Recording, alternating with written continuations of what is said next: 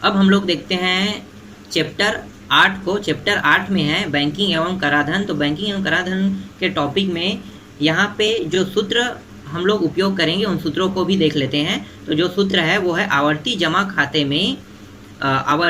खाते में जमा धन राशि का कुल ब्याज का सूत्र है P गुणित R अपान 100 गुणित 1/12। बड़े कोष्टक के अंदर हमें लिखना है n, फिर उसके इसमें देखना छोटे कोष्टक में तो n+1, फिर अपान सबका करना है तो अपान 2, फिर बड़ा कोष्टक बंद।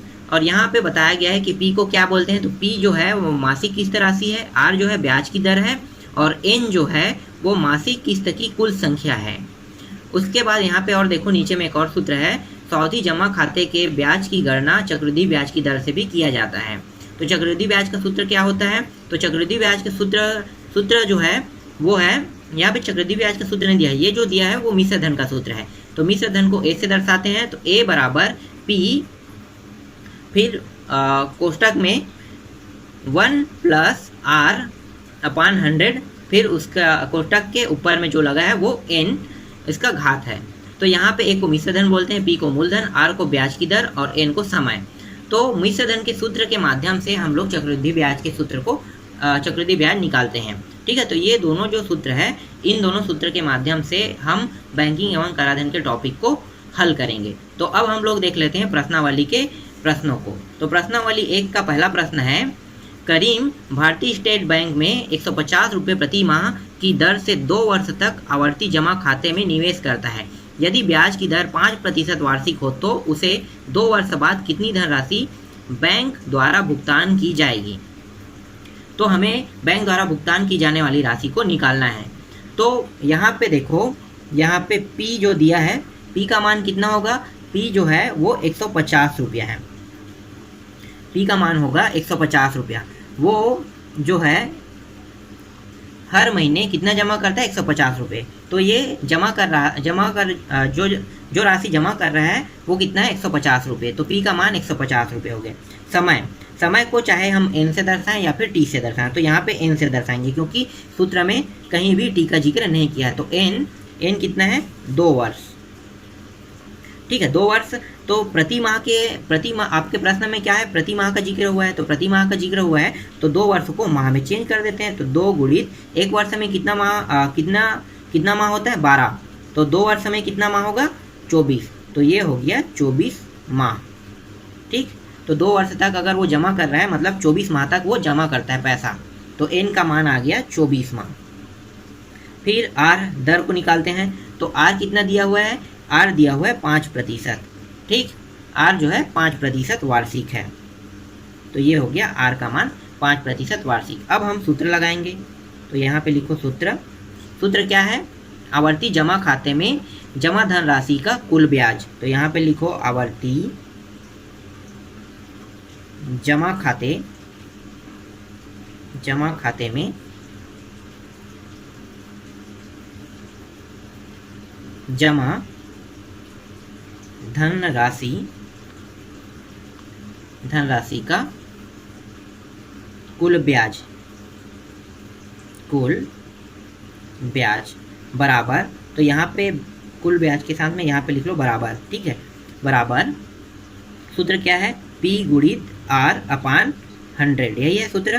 फिर 1/12, फिर बड़ा कोष्टक में लिखना है हमें N, फिर कोष्टक के अंदर N+1, फिर यहाँ पे अपान 2 कर देना है, और उसके बाद ये बड़ा कोष्टक को बंद कर देना है।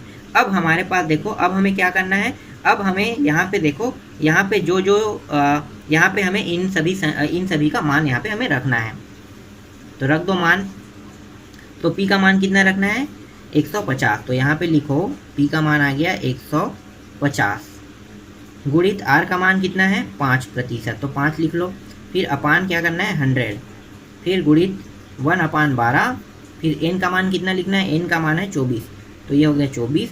फिर से N है तो फिर N का मान 24 + 1, फिर इन सभी का अपान करो और फिर 2 लिखो, और ये हो गया इतना। आगे अब इसको हल कर दो। तो देखो जो कट रहा है उसको काटेंगे। तो यहाँ पे देखो 50 दूनी और ये 50 तिया कट गया, 50 दूनी 50 तिया से। फिर यहाँ पे क्या बचा, 3 गुणित 5 और नीचे में 2 गुणित 1/12।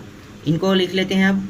तो गुणित ये हो जाएगा ये 24 और ये जब ये कोष्टक के अंदर ये बाहर में, तो यहाँ में मतलब यहाँ पे गुणित है और फिर ये दोनों जुड़ के कितना हो गया 25। तो ये 25 हो गया और फिर ये 2 हो गया।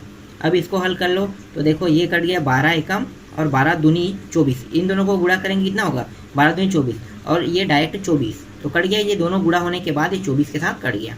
ठीक, आगे हल करो तो ये हो जाएगा। अब यहाँ पे देखो कोई नहीं कट रहा है तो अब डायरेक्ट गुणा कर लेते हैं। तो 25 पंचे कितना होता है 125 और 125 तिया कितना होता है 375। तो ये आ गया 375/2। इसको आगे हल करो तो 375/2 को काटते हैं तो ये आ जाएगा 1 2 एकम 2 1 1 हासिल यहाँ पे आ गया 7 दूनी 14। तो ये आ गया 8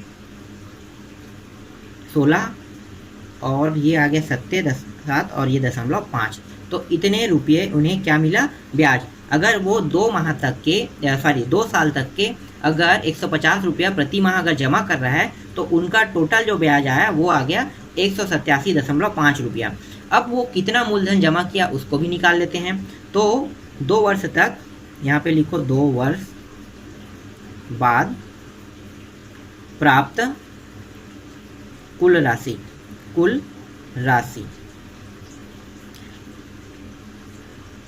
बराबर 150 रुपये वो जमा करता था। कितने माह तक जमा किया 24 माह तक।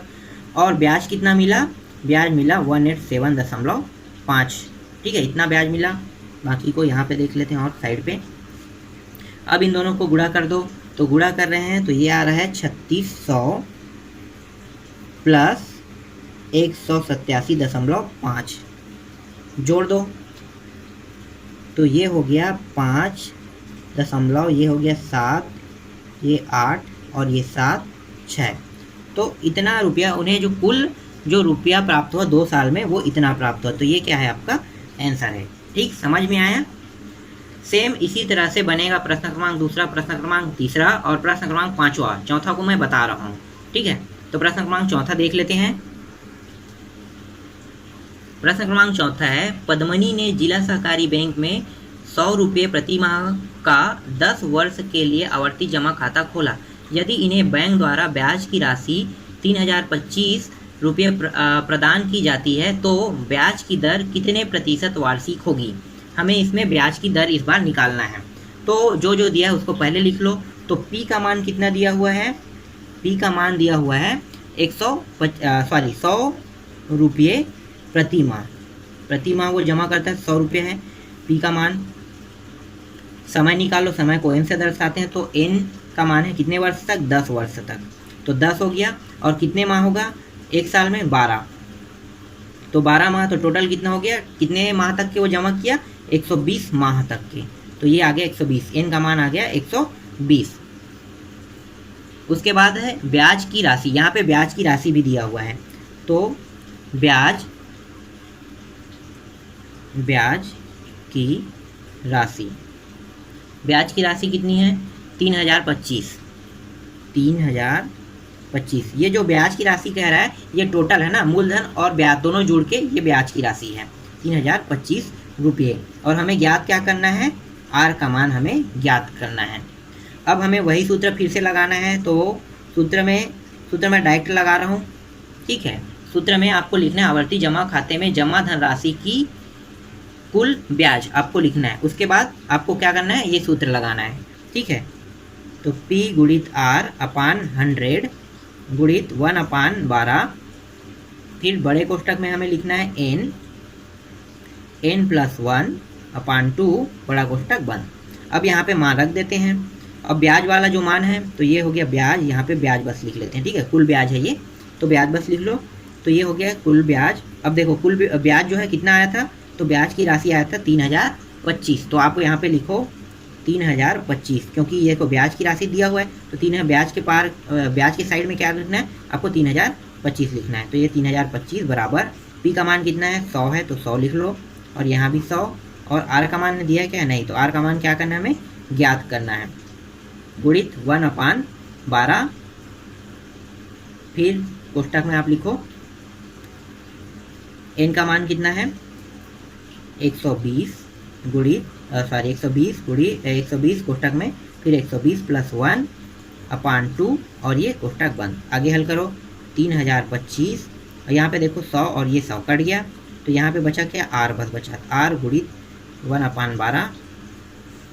फिर यहाँ पे बचा 120 और ये कोष्टक हटाएंगे तो गुणा लग जाएगा, तो ये हो जाएगा 121 और सभी के बटे में क्या है, 2 है।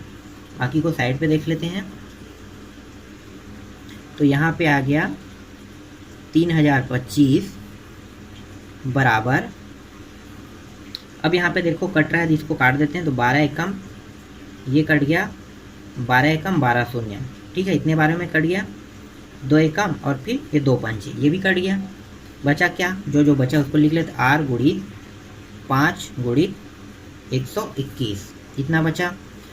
अब यहाँ पे देखो ये दोनों नंबर में है और ये भी नंबर में है, तो एक साइड कर लेते हैं। तो क्या करेंगे हम लोग, तिरिया गुणा करेंगे, तो ये हो जाएगा 325, तिरिया गुणा होकर क्या आएगा, यहाँ पे आ जाएगा नीचे में, ऊपर में है तो नीचे में आ जाएगा, और ये 121 होगा ना, ये 121 ये संख्या नहीं है। और यहाँ पे क्या बचा, आर। अब ये जो है 121 एकम और 121 25 बार में कट गया 3025, तो बचा क्या, 25/5 बराबर आर, 5 एकम 5 पंचे, तो आर का मान कितना आ गया, 5% बराबर आर का मान आ गया 5%। तो ये आपका आंसर है। ठीक समझ में आया, इस प्रकार से ज्ञात किया जाता है। बाकी जो प्रश्न है उनको हम लोग अगले पार्ट में देखेंगे।